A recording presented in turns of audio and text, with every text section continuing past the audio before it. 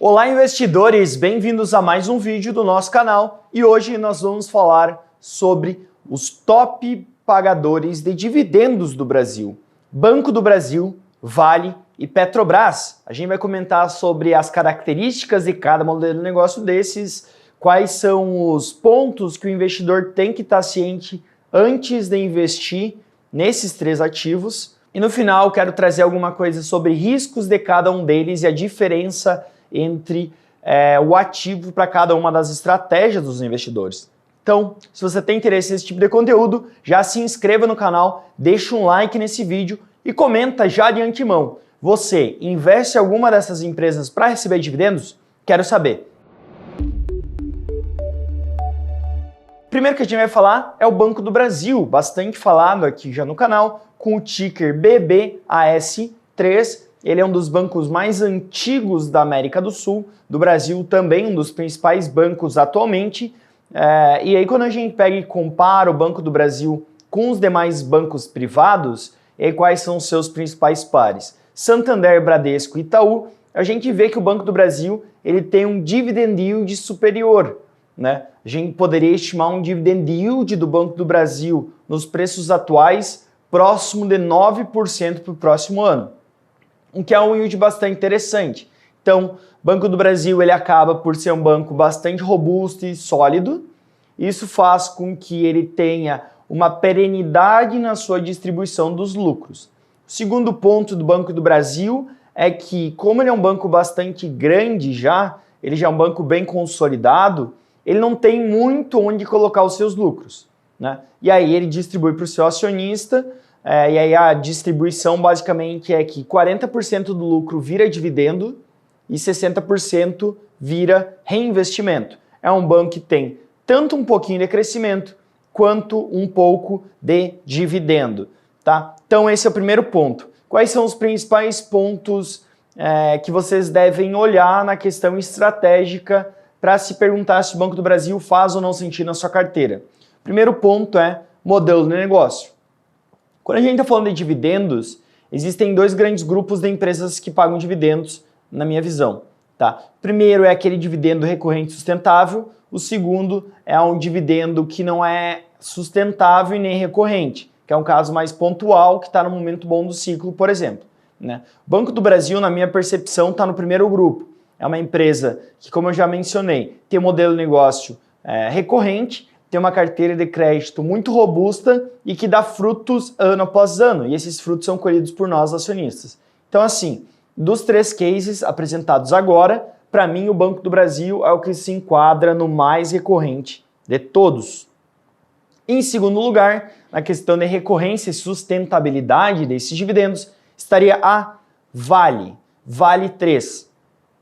A Vale, para quem não conhece, é uma das principais mineradoras da Bolsa Brasileira. E não só da Bolsa, mas do mundo.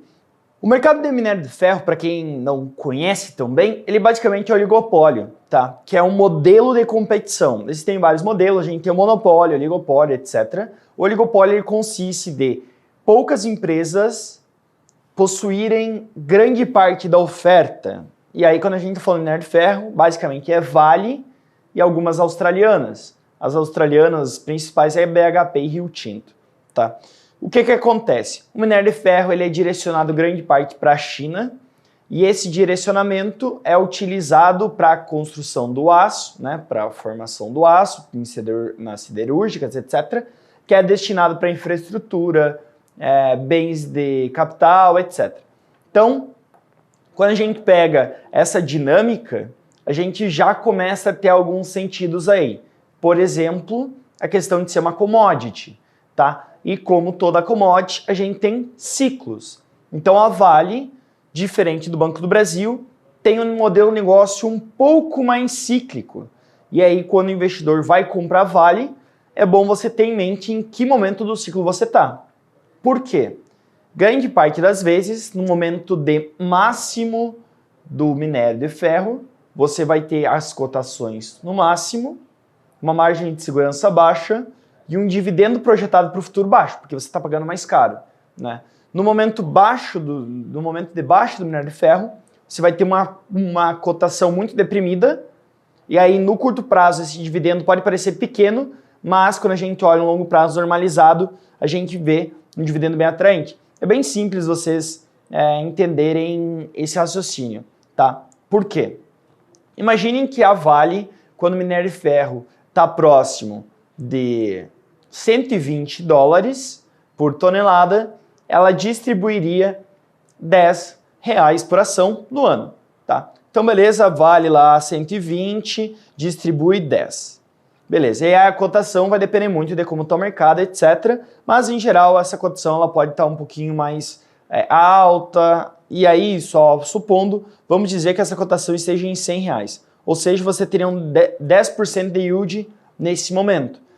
Se esse teu minério de ferro ele cai de 120 para uns 80, que seria uma média histórica, um preço mais normalizado, você deve ter uma queda nesse yield, né? Em vez dela distribuir R$10, ela vai distribuir menos, porque de 120 para 80 vai cair R$40, que basicamente é um terço de queda, né? Que é bem significativo, 33% de queda, e tem mais a questão de alavancagem operacional. O que é isso, João? Os custos não caem da mesma maneira. Então, antes você custava $60 para você produzir uma tonelada de minério de ferro e você vendia por 120. Então você tinha 60 de lucro. Agora caiu para 80 e o seu custo não caiu proporcionalmente.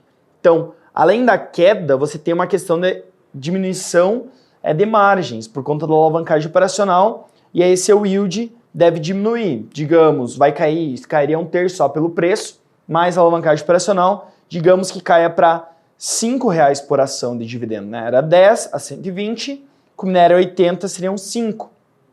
E aí a cotação cai.